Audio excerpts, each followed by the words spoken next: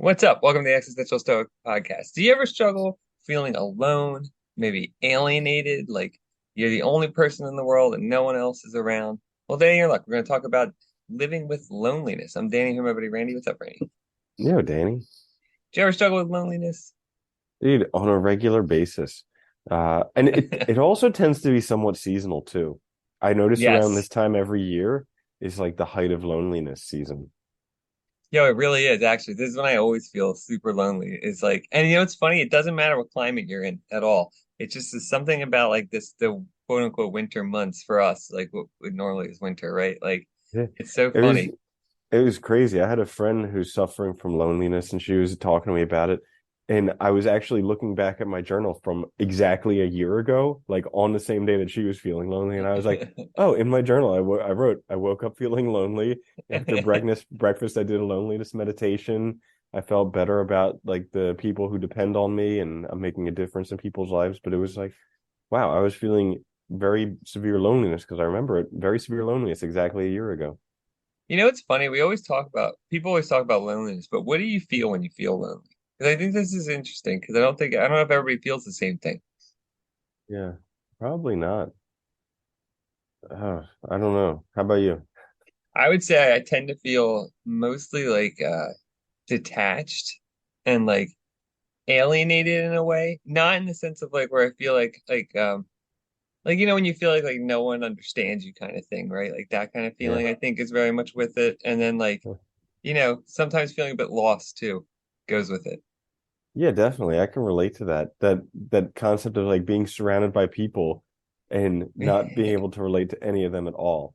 And Yeah. then it's just like all the people who you once kind of related to are all busy or not answering their phone or something. Yeah. Or just feeling like you don't connect to them either anymore. And I think that's Mm. the way I've noticed like that I catch it myself now more often is when I'm just feeling lonely is like I realize like I'm with people that I love and that I'm normally fine with, and then I feel like displaced when I'm with them, like I'm like out of place or something's out of sorts. And I realize that's just like the loneliness feeling. Yeah. Yeah, it's a crazy uncomfortable feeling. Yeah. I've never been okay with being lonely. Like being alone, I've been okay, Yeah. but being lonely is always like, what can I do to get rid of this feeling immediately? Well, that's the funny thing. I actually love being alone, and I'm alone a lot, all the time. I'm totally comfortable being alone. It has nothing to do, and that's the weird part. It has nothing to do with being alone. And the weird thing is, usually I feel lonely when I'm in groups of people. That's like Mm, the time when I actually feel it most, which is strange too, right? It's like maybe it yeah, makes you more aware of it or something. I don't know. It's strange. Yeah, yeah. it is Well, weird. nowadays, I don't think we relate to people. So I read this book called That Bird Has My Wings. It was on Oprah's book club. And it was about Nice. this dude who was sent to prison, I think like 20 or 30 years ago. And he's basically been in some like maximum security prison for 30 years. And he finally got to go out after 30 years to go to like an eye doctor appointment or something like that in the real world. And Oh, geez. he gets to the waiting room and he's like, how come nobody's talking with each other? What the heck's wrong with everybody? Why aren't they making eye contact? Why aren't they saying hi? All this stuff. And he's like, this is so weird. And because back then, 30 years ago, people in a Yeah. waiting room would talk to each other. They would say hi. They would say how you're doing. They would have small talk. Nowadays, everybody does whatever they can to avoid small talk. Yeah, I read a study that found that like I think the pandemic like exacerbated things because people like obviously weren't allowed to like communicate and go out and stuff and be in groups. But they said like loneliness, I know, like especially in the U this was in the US, the study, but is like up like an insane amount exponentially from where it was at before. And it runs comes with a lot of risks because it comes with a lot of risks of like isolation, like self-enforced in some cases. It comes with risks of suicide. It comes with risks of like all kinds of things not being recognized because people don't communicate. And I think that's you hit the nail on the head. Like I remember, dude, being younger, like you wait in line for something and people would all chat and stuff, and nobody does that anymore. There's no Yeah. like, it's like viewed as weird. Like, Yep. Absolutely. And dude, it's one of the greatest indicators of prolonging your life is having good relationships. Like if you're a man and you're married, it is the number one factor that will extend your life. And if you're eh, a woman and you're married and you're in a good marriage, it is one of the top things that will extend your life. But yeah, people, because we can't relate anymore, Not getting married as often, getting divorced, having bad relationships, all this stuff decreases life. Yeah, it really is. I've heard it, the equation. I don't know if it's accurate, but I heard one scientist said it was like the equivalent of loneliness is like smoking a pack of cigarettes a day to your health. Like it can be that bad. I don't know if he was just making a metaphor or if it was like whatever, but it's stuck, right? Because that's a very clear indication of something unhealthy. So I yeah, heard that same thing where it's one of the worst things you can do is be lonely, yeah, especially if you're combating some type of chronic disease, something oh yeah. that being lonely is one of the worst things you can do.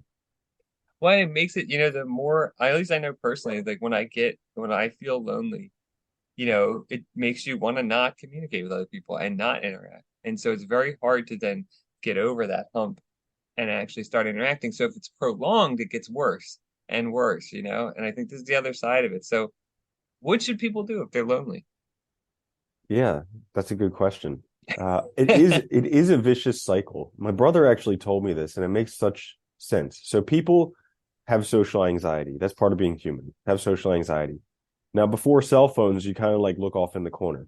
Now that we have Yeah, cell phones, social anxiety, the band-aid for that is pull out your cell phone and just yeah, start looking for this. Anywhere you go, in an elevator, waiting in a lobby, as soon as somebody gets anxious, they will pull out their cell phone immediately. Not because they have anything to do, but just because it's their comfort blanket, you know? yeah. And Well, it's so a wall between you and the world, right? So it puts a median between you and everything else. Yeah. yeah. And so the problem with that is that people think that someone on a cell phone is busy doing something important, so they're not approachable. And then it reinforces the bad habit. So if you go on a cell phone, what are you going to do? You're probably going to go on social media, which every study I've ever seen makes your life worse. Yeah. So, Yeah. so It like makes your it's mental a health downward plummet. spiral. Yeah, it's a downward spiral that just makes your life worse. So, that being said, that's my soapbox. Well, I will say Ta- though, on that yeah. point though, I'll also add to that like I've talked to more people recently that like don't like talking on the phone to people, like call like especially like restaurants to order and stuff. I'm like, but it's to order. Who cares? Like that's what their job Yeah. is. Like, but like there's this perceived barrier, right, between you and other people. And I think that's the core of loneliness, right? Is that there is a barrier and an in maybe even like a an unbreachable gap, right, between you and the other. And I think that's the difficult thing. So learn to Yeah. overcome it is important. I always Yeah. back. I think like just starting a conversation with somebody, like a stranger, can be a really effective way because you see how happy most people I think are, at least in my experience, very approachable, like willing to have a conversation, especially like if you're in a line or like just doing something like going to a waiting room. Most people want to talk. They just don't know how to start it. So I think if you Be just try more than starting it, happy to. Yeah. yeah. Yeah. More than happy to. I work at a shared office, and so I go out of my way to introduce myself to people who are new. And it's the easiest thing to do because you just say, "Hi, my name is blah blah blah," and then they Yeah. fill in the rest. It's like Yeah. it's that simple, but everybody's like, "Wow, what do I say?" So, anyways, you just say hi because for two things. One, you already know what to say. You're not going to forget your name. Number two, it's like when you go to the ice cream place and they give you free samples, they know that by reciprocity, if they give you something for free, you're more likely to buy. So Yeah. you've already given them your name, they're more likely to respond. And if they don't, whatever. But so, anyways, back to the story at this co-working space, there was a guy who was there for like 3 weeks or something, and he was like, "Man, you're the only person in 3 weeks who said hi to me." And I was like, "How many people have you said hi to?" And he's like, "None." I was like, "So what do you expect?" Like, Yeah. You expect everybody to yeah, get off their chair and come say hi to you, yeah, introduce yeah. themselves. Yeah, there's a But that's saying the that usually the most important person in the room is the person who's busiest going around introducing themselves. yeah, because they're bothering to make themselves known, right? And to be remembered in that way. I think this is the problem, though. Mhm. I think most people, though, it's like they expect everybody else to say hi to them. They expect everybody else to bridge that gap, and they're not going to. You can't expect it anymore. You used to, I Yeah, think, be able to up to a point, but not anymore. But I think that's the best, at least for me, that's one of the best methods is just start saying hi to people and start talking to people. You have to be comfortable with like, some people might not want to, and that's fine. And you just move on. You haven't gained or lost anything. You just, yeah, move on to the next thing. yeah. But it's difficult. So there's another thing that I do because, like I mentioned in the beginning, loneliness is one of those feelings that I want to get rid of it as soon as possible. I am Yeah, so yeah, uncomfortable being lonely, so incredibly uncomfortable. And usually that's why the problem is there. Because if I was comfortable with it, there would be no problem. I would be like, ah, cool, yeah, loneliness is here. This is awesome. So like Fantastic. learning, I know, learning to be comfortable with loneliness. And so what that comes down to for me is first recognizing that I'm feeling lonely, and second recognizing that like any other feeling, it'll come, it'll peak, and then it'll go. And so like just recognizing that I have to be with it for however long. And I've found there's a meditation by Declutter the Mind on loneliness that I guess we can link to in the description. And that's helpful for me because when it comes up, it gets my mind out of thinking all about myself and it gets my mind to start thinking about Yeah. others. You know what? I'm glad you mentioned it too. It is a feeling. And I think this is what's important. Like I think we start, there's this trick our mind plays where when we get lonely, we think of it as like an existential reality, like that I exist alone in the world. And instead, think of it as just a feeling and realize like any feeling, joy, pain, whatever, it'll peak and it'll go away. Like you said, I think that's really important. And that's helped me a lot. It's just identifying it as a feeling and recognizing that this is not the state of reality. It's not, it's just I'm feeling this way right now and I have to get through it. That's a crucial first step, I think.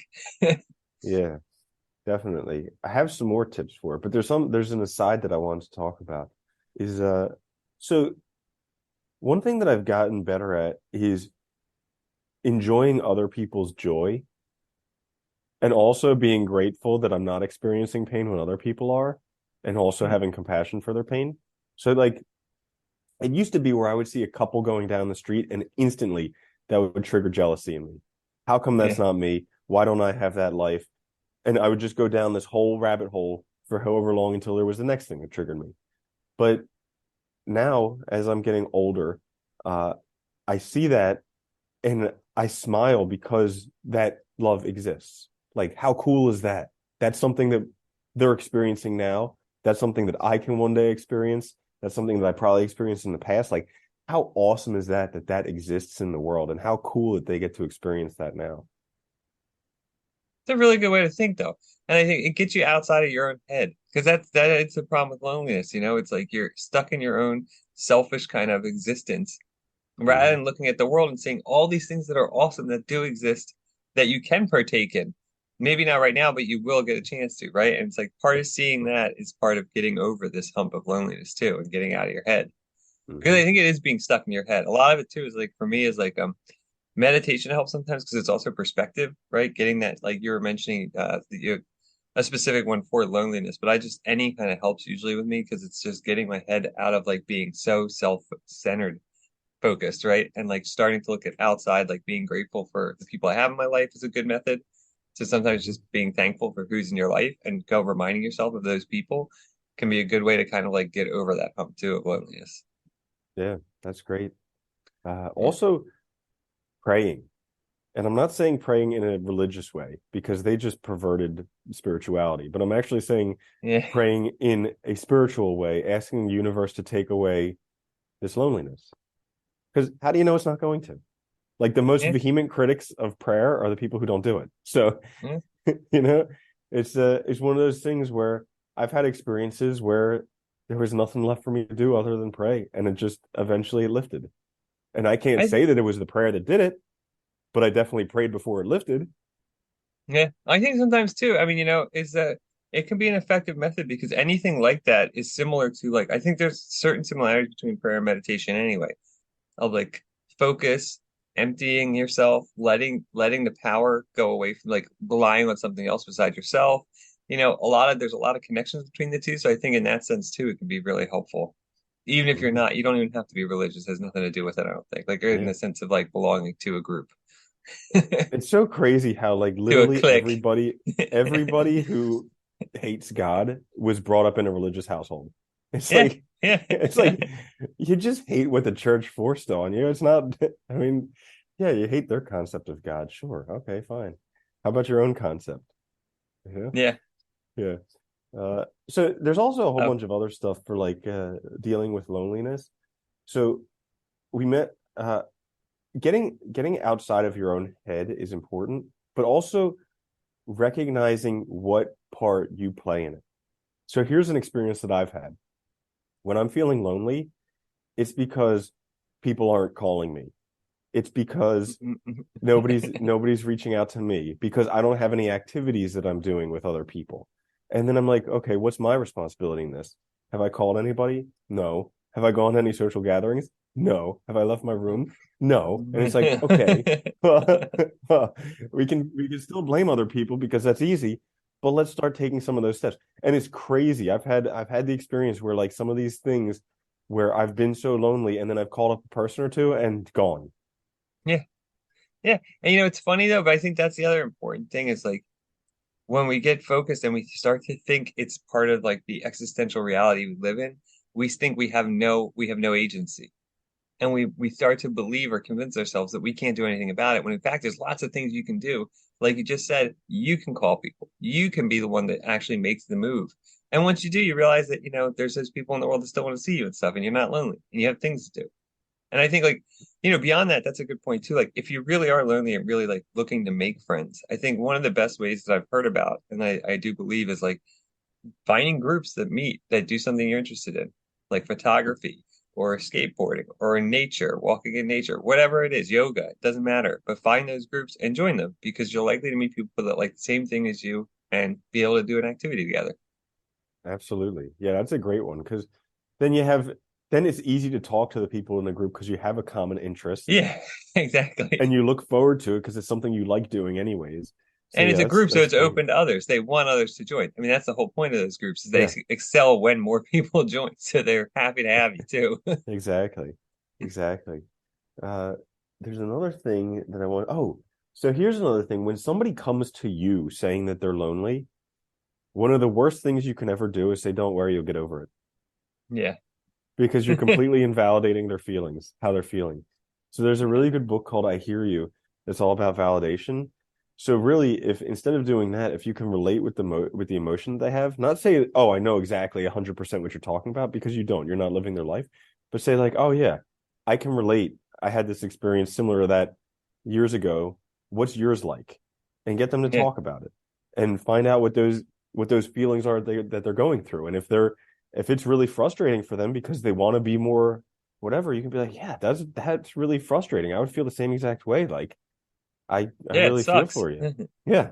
Because Nothing that's validates more than just saying, that, right? Like it sucks. yeah. I hear you. Yeah. And if you can't relate to it, like let's say you've had a charmed life. Maybe there are some people who have. If you just are honest and say, you know what? I can't relate. I've never had an experience. I'm grateful that I haven't, but it sounds terrible. What Yeah. can I do for you? Yeah, that's all. Yeah. That's a good one too, I think, is, it's important to keep that in mind too, because when we're feeling well, we're very quick to just like forget other people and brush off their feelings and not validate what they're experiencing rather than actually validating. It's really hard to validate, actually. I will be honest, like I'm a terrible listener and I have been my whole life. And like I've been working on it, but it's still difficult. Like That's got to be really frustrating. it is frustrating. Yeah. Anyway, uh, Like what you did there. I know, right? Uh, But actually, here's one of the hidden benefits of having a shitty life. Okay, something that you can only see when your life is going better. In those shitty moments, you do not have this perspective. But uh, having those really difficult moments in life, like if you're going through loneliness or depression or heartbreak or whatever it is, it seems like it'll never end, and it seems like this will be the end of you. But when you get through it, you have that perspective to now when somebody else is going through something similar, you can actually relate to them as a human. yeah, And how cool yeah, is that?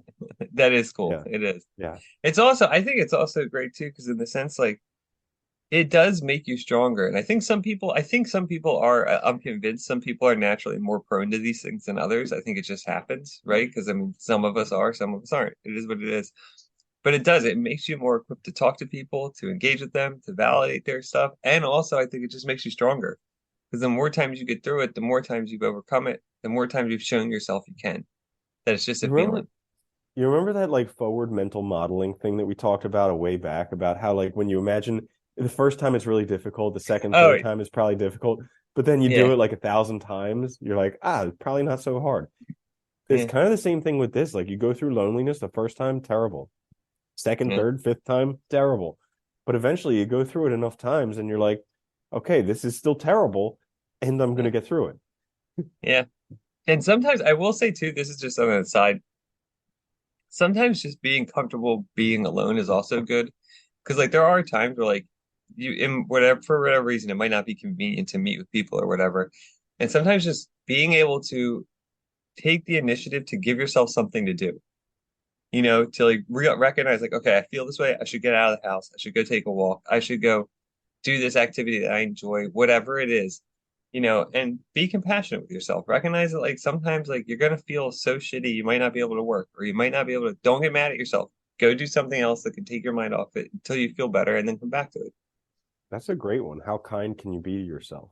Yeah. Yeah. Yeah. We put too It, much pressure on ourselves all the time, I think, to feel good totally. all the time, to, perform all the time. And I think it really is just like, it's a vicious cycle where we're just of We forget what negativity. it's like to be human. We think we're like these perfection robots, you know?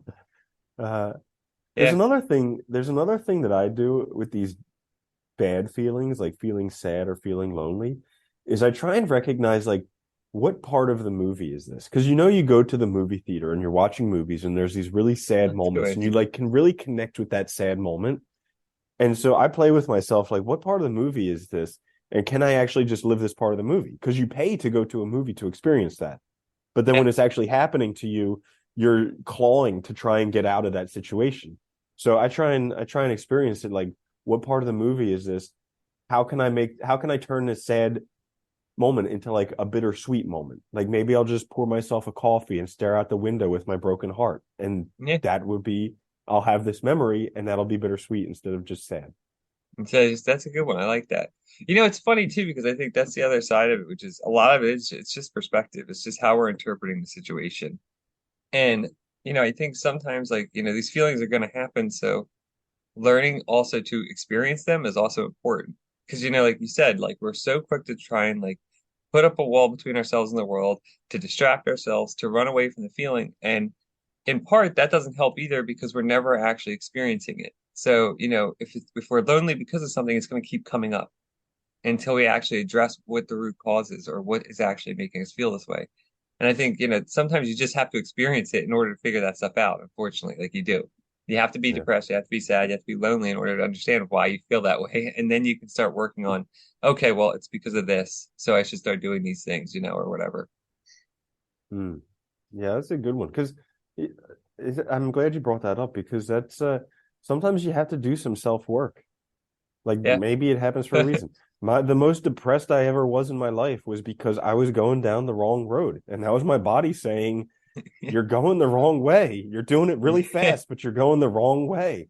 And I had Yeah. to change everything. And it was really, really painful. But changing was the best thing I ever did. Yeah, and it's hard but you won't, unless you take the time to actually experience it, you won't recognize it. You'll keep pretending it's something else and you'll keep going down that wrong road. I've done the same thing. And it is hard. And it's very hard to admit. It's hard to deal with. It sucks. It's a lot of work, but it's better, right? And like I think that's the difficult thing too, is you have to get to that point where you realize what is actually going on. Yeah. Yeah. It's like you're making great time, but you're going the wrong Yeah, way. totally, right? Oh Yeah. God. It is Yeah. funny. Well, life can look good on paper and suck in reality, right? I know, right? It's Ain't that always the ain't truth. that the truth? Yeah. It is. I think that's all I got on Yeah, loneliness. there you have it then. Living with loneliness. Thanks for listening. Check us out. We'll be back later this week with a quick fix. Watch us on YouTube, listen wherever you get podcasts. Please like, share, subscribe. It helps us out a lot. And until next time, later, Randy. Later, Danny.